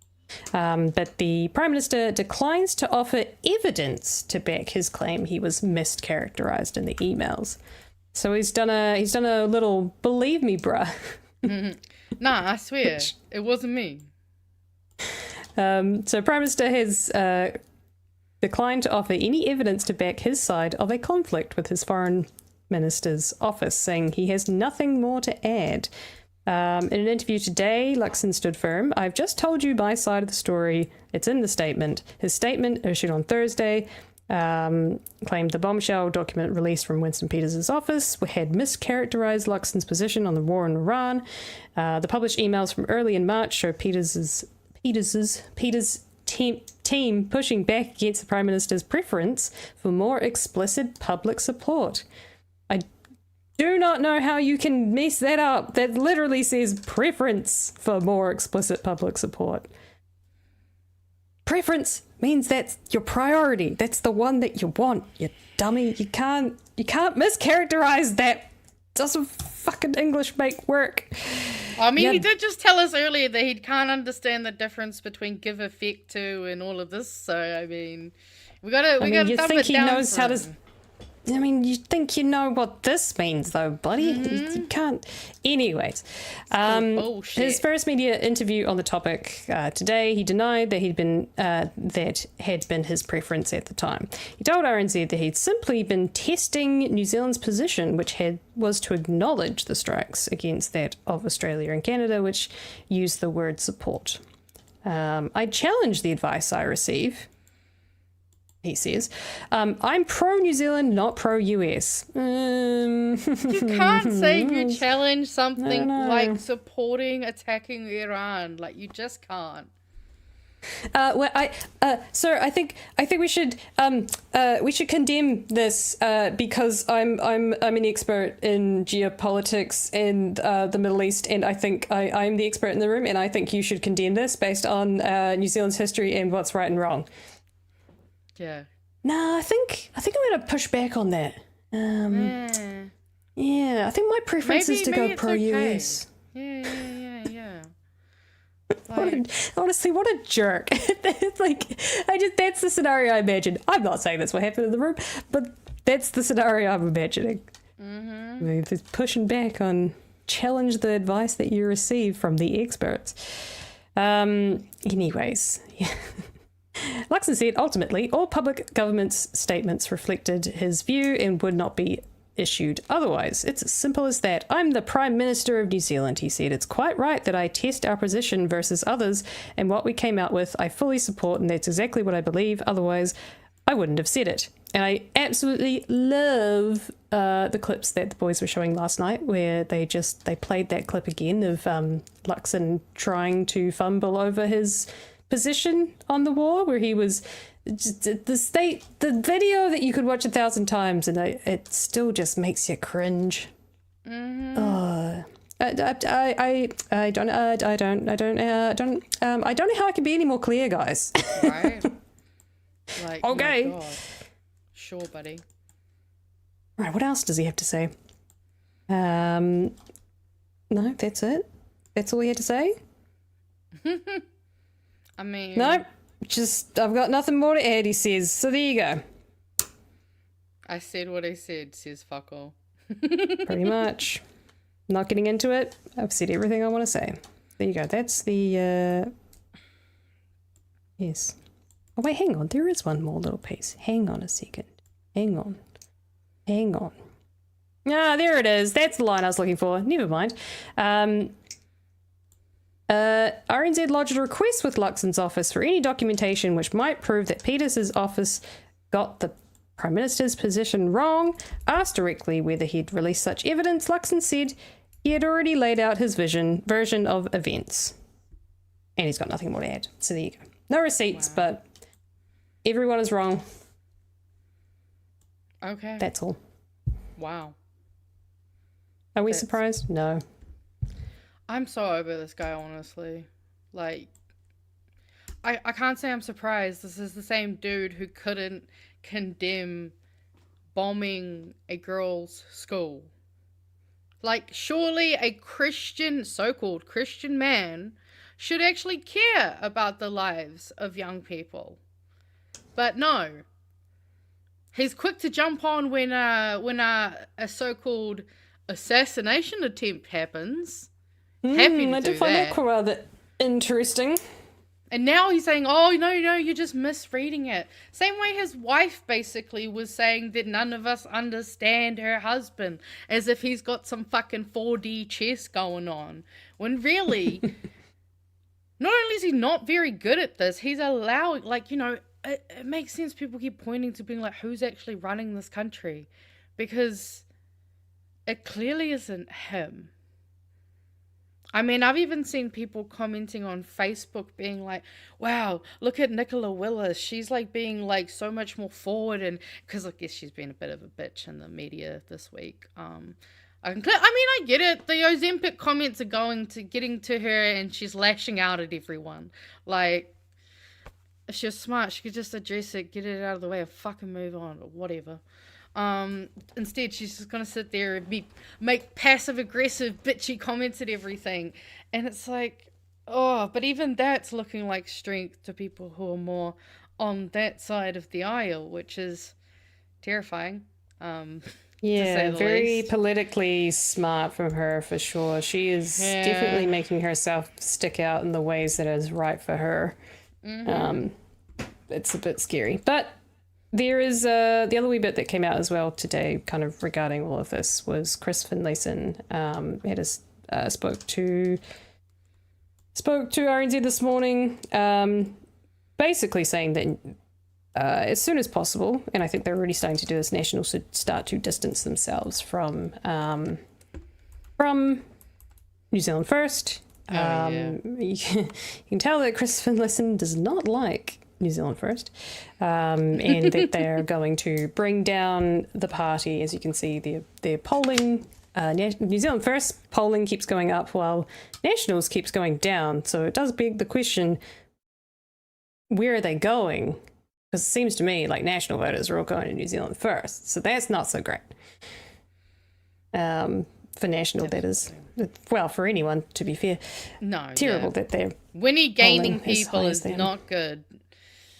No, but you can start to see already, obviously Nicola Willis is getting very outwardly hostile towards Shane Jones, even in Parliament, absolutely shaming Shane Jones for some of his comments, and on the full attack against Winston Peters.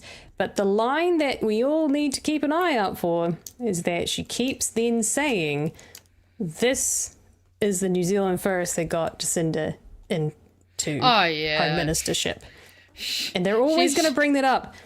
But the thing is, this is a tactic that they're now using to separate themselves from New Zealand First, is to attack Labour, who have yet to outwardly say they're not going to have them as a coalition partner. And I think now's the time where Labour kind of just, they have to say that they will not work with New Zealand First.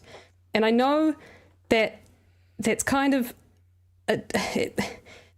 they're already being lumped in to a coalition with the Greens and Te Pāti Māori, and NZ First have already outright rejected Labour. They've been like, no, we don't want to work with them. So it seems stupid to not just be like, yeah, same, I don't want you either, bitch. Like, yeah, exactly. Like, what is the harm in just saying we're not going to work? Like, I don't understand why you wouldn't just do that. Like, when it comes to the election and it comes to forming a coalition government, of course, all bets are on the table. Let's be honest. Every promise you've made, every condemnation you made, things change. There's there's negotiations that happen at the coalition stage. Exactly. National are going to say, we're not going to work with these guys again, they suck. And then they're going to, let's say they win or they get enough votes to form a government with New Zealand First's help, then all the shit they just said during the election is null and void, essentially, because now they need them. So Labour could do the same shit. Like, just condemn them, don't say you'll work with them, and then when you win the election, because you won everyone over, all bets are off, and I think the country goes, well, we saw that coming, but at least you won. If that's then hopefully you get enough seats that you don't have to use them. But at this stage, you're putting, like, if you don't condemn them, then you put yourself in a position where, well, I don't like Labour because they're not saying I'm not going to work with them. Who do I fucking vote for then? Therefore, you know, then you put yourself in a position where they are possibly a kingmaker. And I think that's where I'm leaning at the moment. It's like, just fucking kick them out.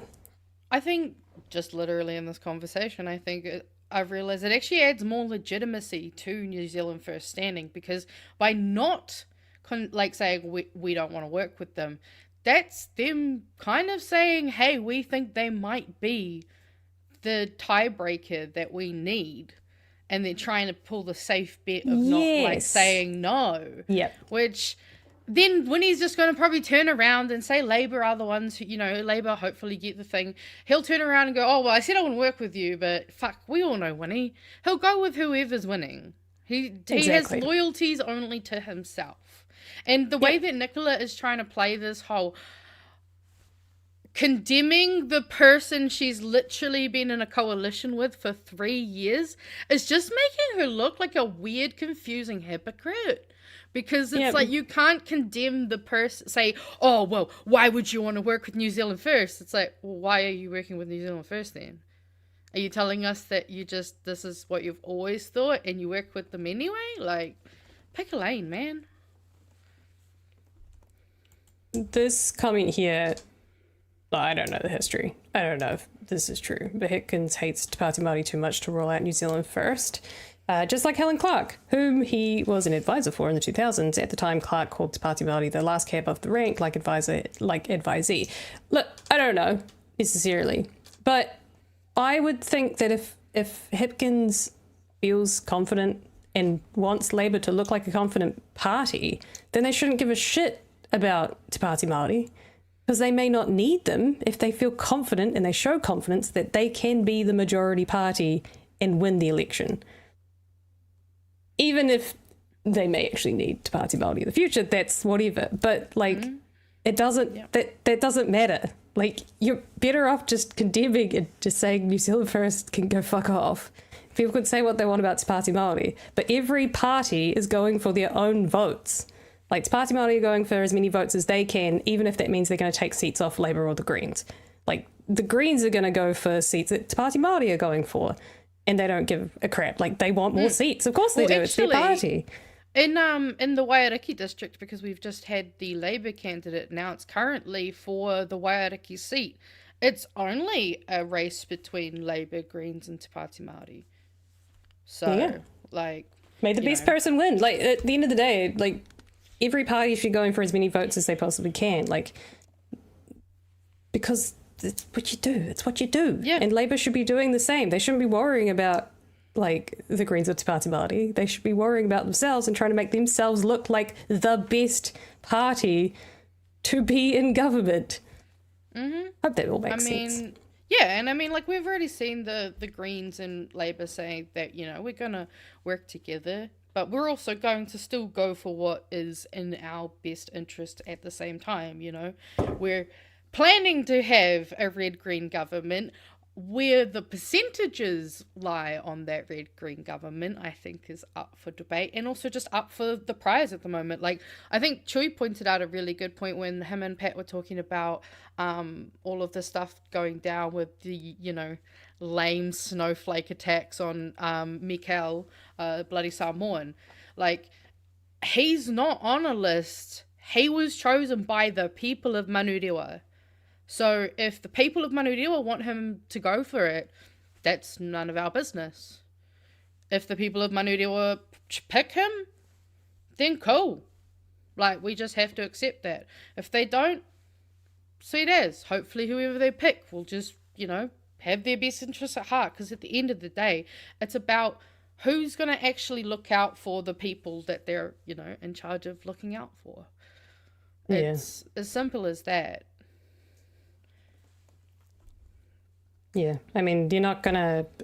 Good luck trying to campaign. Yes, you're correct. I was wrong. Good luck trying to. I mean, case in point, if he was selected by the people to run, and that's the kind of person he is, and he's showing the kind of his mana in a way. Like, if that's the case, then they're obviously not going to pick a stuffy politician to run for them who's got to be perfect in the House, Like, he's the person that represents the people, and so they want him in there representing him. And, like, Exactly. that means he's a lot of people hate candidate. David Seymour, and he is representing them. Because Which that's makes the thing you is, wonder. like, we have to start actually also kind of talking about the fact that, like, even the way they're kind of attacking and policing the type of language that he uses, yet David Seymour can go around posting images saying derangement syndrome for actual people in this country that he's supposed to be serving, who are paying his salary.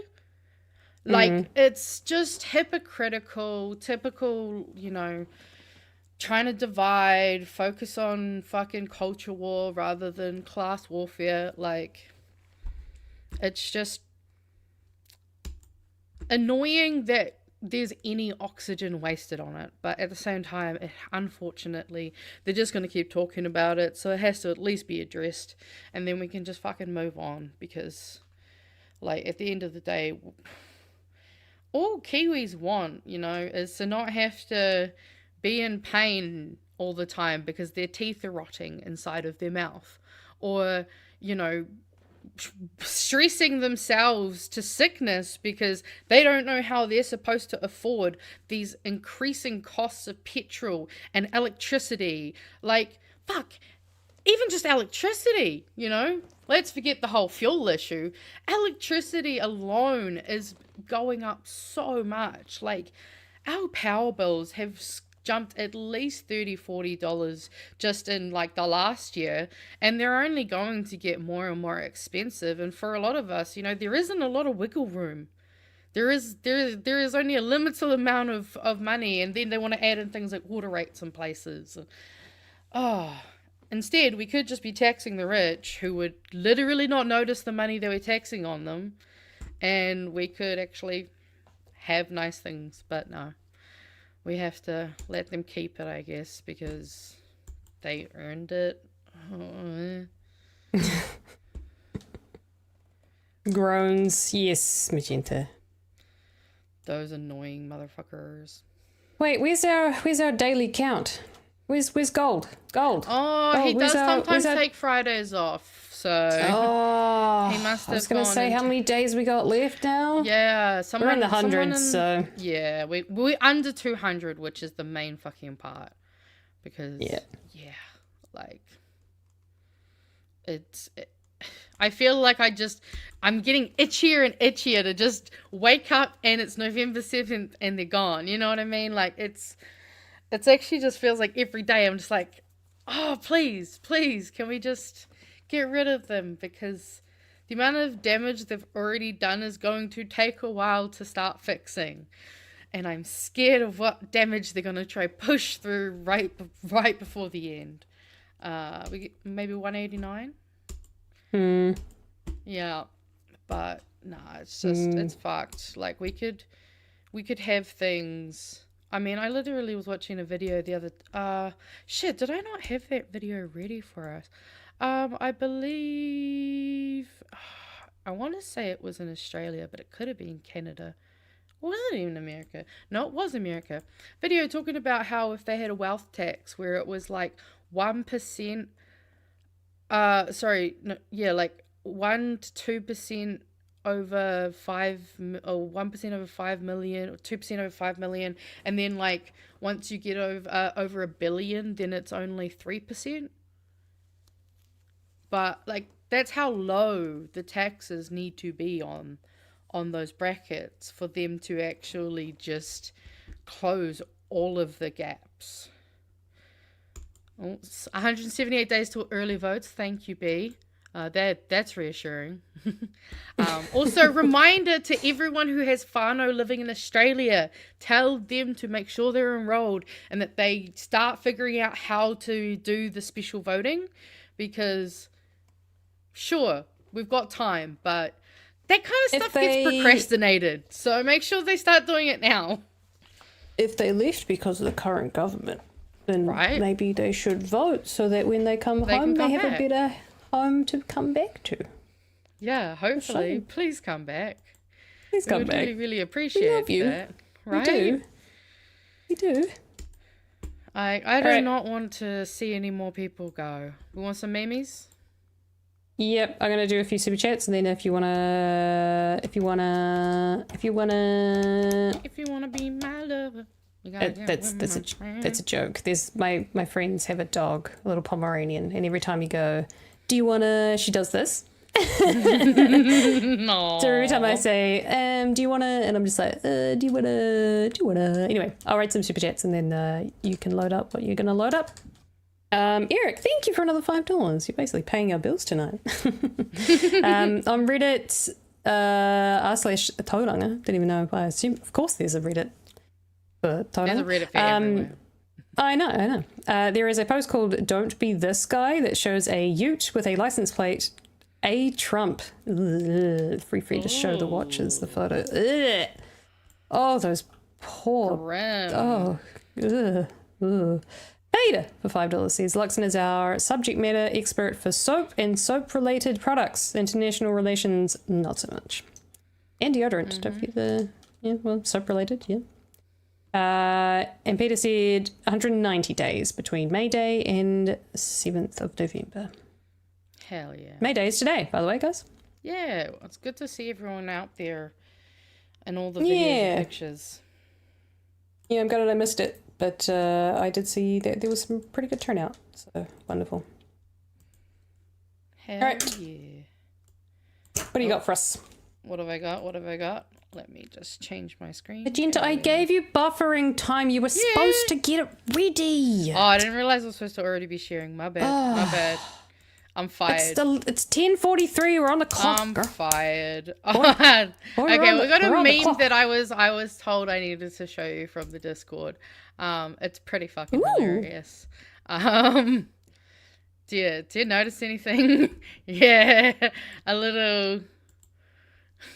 This is in the weighted upper. And I mean, they really meant well. I know it's very wholesome, and the lighthouse does not help. No, you know what? I actually didn't even think about the lighthouse aspect. I think I just saw CP and went, oh no.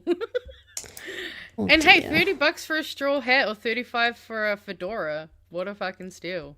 I don't know if I would want them.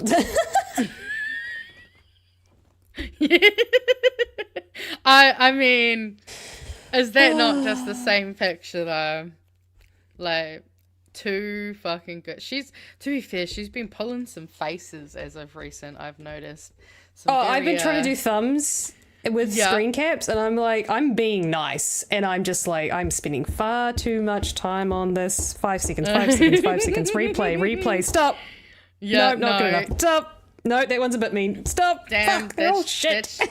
That's just unfortunately what her face looks like. Also, just a quick reminder to everyone to go check the submissions website. We currently got the Fisheries Amendment Bill, and things going on at the moment. So just check in there. This is just a cute little video because we need.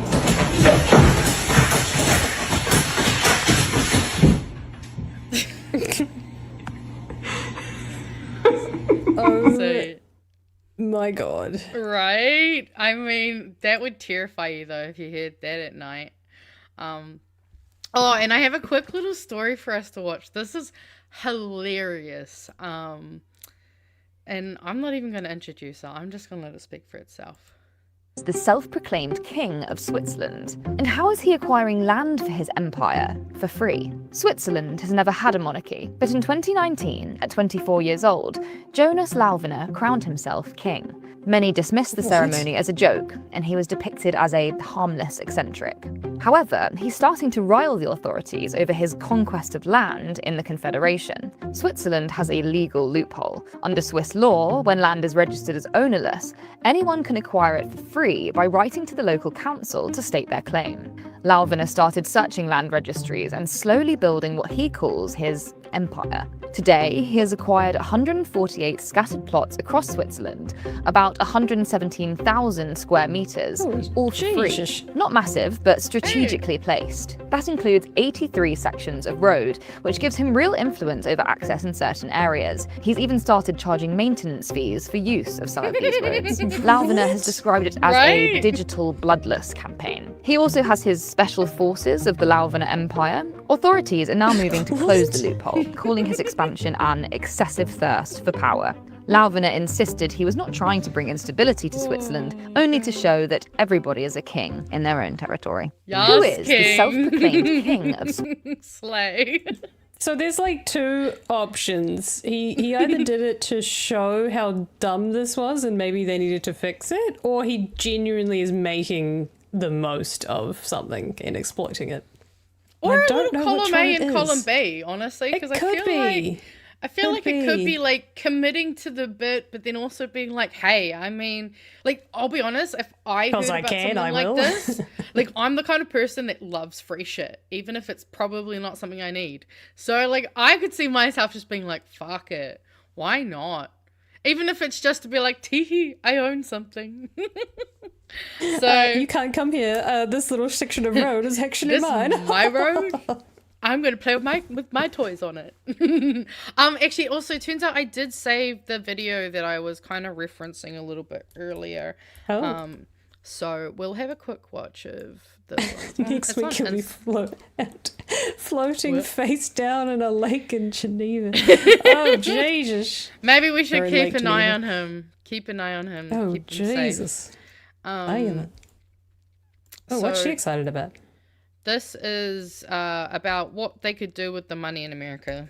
Take care of daycare, Medicaid, Medicare, all these individual things. Wait! Oh, hey, bestie. Didn't you actually just propose a bill that shows it is possible to support our families by covering these programs? I sure did. First off, we could pay for all of these programs with the money that Donald Trump is using to bomb Iran. But I also introduced my wealth tax, which would give us $6 trillion to cover every one of these programs with money left over. So how much would you tax the ultra wealthy? 2 cents for every dollar above $50 million and 3 cents for every dollar above $1 billion. I know the richest 0.1%, not even the 1%, hold almost as much wealth as the bottom 90% of families combined. But doing that math, isn't an annual wealth tax of millions of dollars a lot, even for billionaires? Well, Jeff Bezos does have $222 billion. If he paid my wealth tax this year, we could fund free insulin for everybody in America who needs it and free lunch for every kid in Texas and still have money left over. And Jeff Bezos would still have $215 billion to spare. So we're going to use your scale of $100,000 for each grain of rice. Otherwise, we'd have to fill your house with rice. So here's a wealthy person that would be taxed under this wealth tax. Let's say they have a net worth of $100 million. A lot of money. Remember that we're taking 2 cents for every dollar above 50 million. That means they would pay $1 million in tax. As of this month, Forbes is saying Elon Musk is worth about $800 billion. Now remember, each grain of rice represents $100,000. 1 cup holds about 10,000 grains of rice. So 1 cup is about $1 billion.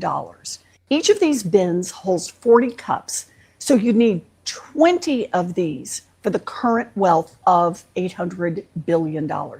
If Elon paid my wealth tax, he'd pay what he made in just 2 days earlier this year, according to the Bloomberg Billionaires Index. It's not that we can't afford to support hardworking American families. We can. It's much the same here, obviously, as well. But yeah, when she puts it into perspective like that, like, definitely highly recommend people. I'll copy the link into the chat in case anyone wants to save that for future reference. Also, this is a great motivator to all of my homies out there who don't like drinking water. So probably a lot of you. This is just your daily reminder that for every cup of water you drink, that's another cup of water that AI data centers can't use to cool their PCs. So, like, if you're not doing it to take care of yourself, you can at least do it to be petty. This is... And so I would like to encourage all of you to be petty, and drink some water. If you haven't drank any water since the show started, have a sip, grab a glass, you know. I've had some tea, so I win. Yeah, look at you being good. Very good. The generation today is more sensitive than your generation, the older generation? Fuck no. Back then, the white people are so sensitive. They segregated the black people, separated water fountains, schools. Back in the days, the men are so sensitive about women too. Women cannot own a credit card, cannot buy a house. We couldn't vote here in America. And then you're telling me today is more sensitive? Even now, some of the people in my generation are so sensitive about pronouns. That's basic English language. Even I know that, and I don't speak fluent English. I was born in the 1950s. I know the younger people of today are more sensitive, but they don't lack empathy.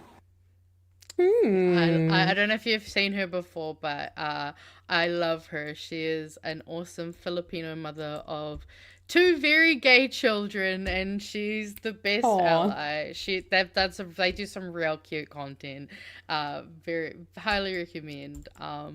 And just while we're kind of finishing off, this doesn't need music, but this is just a cute fox being rescued. And, you know, animals are adorable. Like, look at this sweet little baby trying to come in. This is all scared.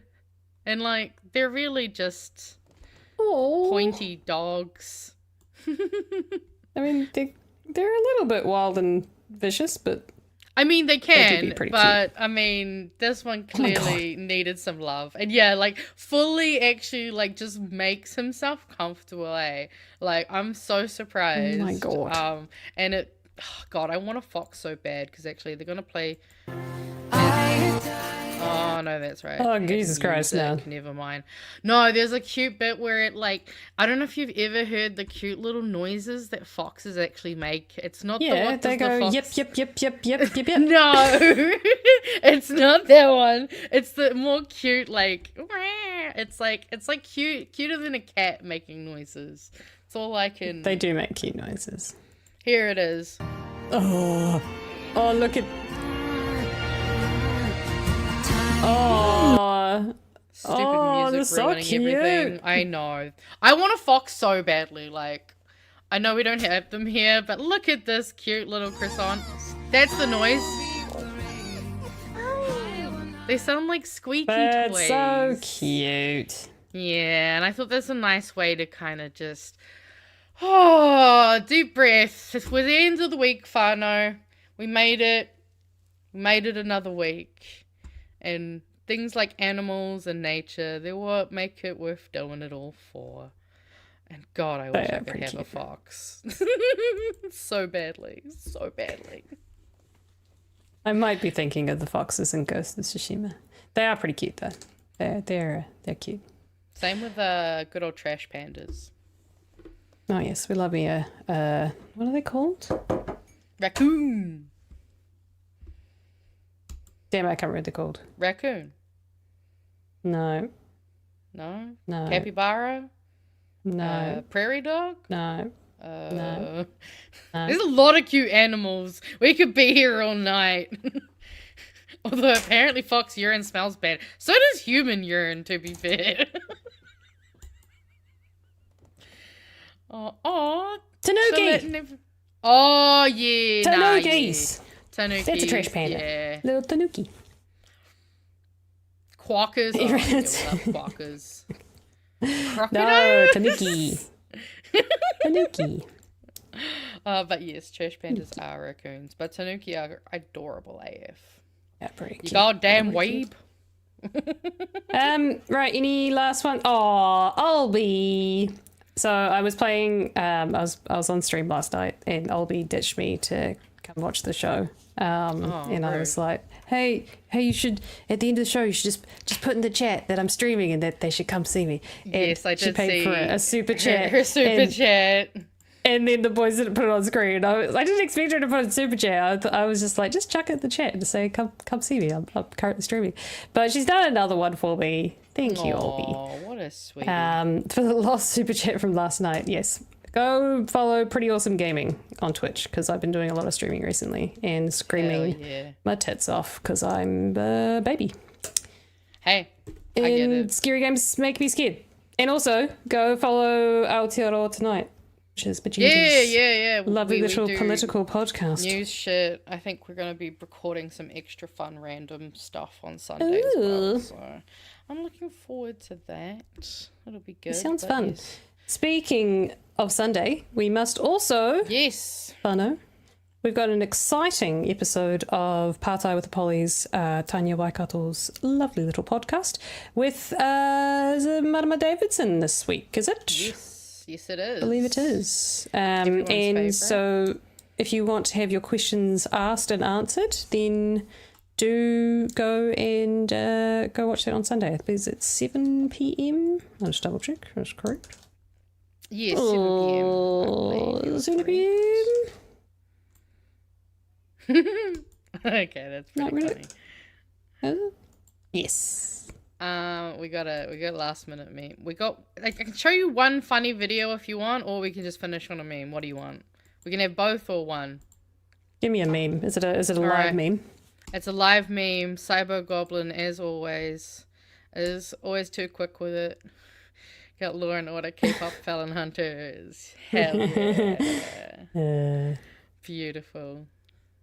I love these old school references. Right. Alrighty. Shall we? Oh, you keep getting rid of my scenes, boy. Keep getting rid of my scenes. I hate this. Oh no. I understand why. I understand why it keeps happening. I think it's so that whoever's using it doesn't get mixed up between all the hundreds and thousands of them. Also, but then I forget I need to do it. Apparently we need a soundboard, but I'm the soundboard, guys. We'll just do it for fun. So sad. No, Like, we I need. can do that. Oh god. Like, slight tangent before we leave. The Hassan soundboard thing, where he like got a soundboard and it's just him using the like American like beagle noise every fucking second, and I'm just like, I can't watch this anymore if this is what I have to do. And all of his streamer friends were all just like, Hassan does not know how to use a soundboard. This is so bad. Like, he just needs to calm down. You're supposed to use it every fucking word. And I'm like, yes, I can't watch this. So I don't know if we should have a soundboard. No, I mean, especially not me. Like, I will. Oh my god. I'm bad enough at trying not to interrupt normally. I just... But if you do like soundboard stuff, Rogers has a soundboard and he has fun with that. Yes. Okay. We have we definitely have a few good political ones on there at the moment. So I'm sure we'll add plenty. Did you get the Nicola Willis groan in there? Actually, I don't think we've added that yet. I'll have to. Might want to add that one. Keep that in mind. Might want to add that one. Ah! See, we don't need a soundboard. It comes with the visual of her just like melting like a witch and just into a puddle. Yeah. It just has that like visualization with the noise. Anyways, well, that's what happens when you're on camera 24/7. Alrighty, let's get out of here. We got a weekend. Patrons, tomorrow 1 p.m. Don't forget. Yes. See you there.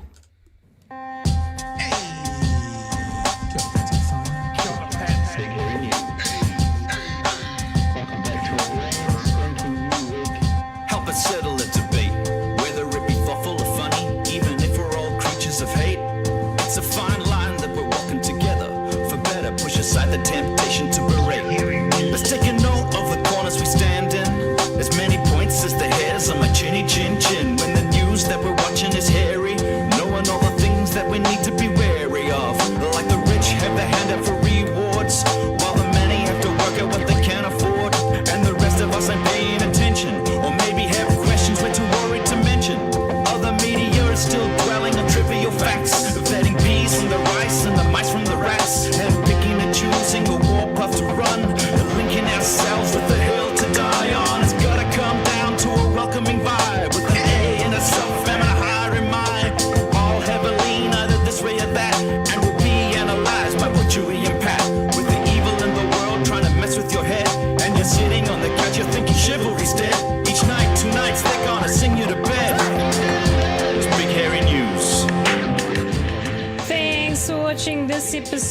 Bright Hairy News, the Friday edition of Big Hairy News. I'll see you next Friday at 9 p.m. with myself and Magenta. The boys will be back with you on Monday at 9 p.m. And yeah, have a wonderful weekend. See you tomorrow if you're a patron. And Sunday, Partai with the Pollies with Tanya. And if you're too poor for the meetup, I'm often in Discord on a Friday night after the show, so you can have the fun, like, definitely after dark version of BHN. So I hope you guys have a great, safe weekend, and come hang out with me on Monday or on Friday. Keep cool to after school, Whānau. Catch you later. Look after yourselves. Bye, Jenny.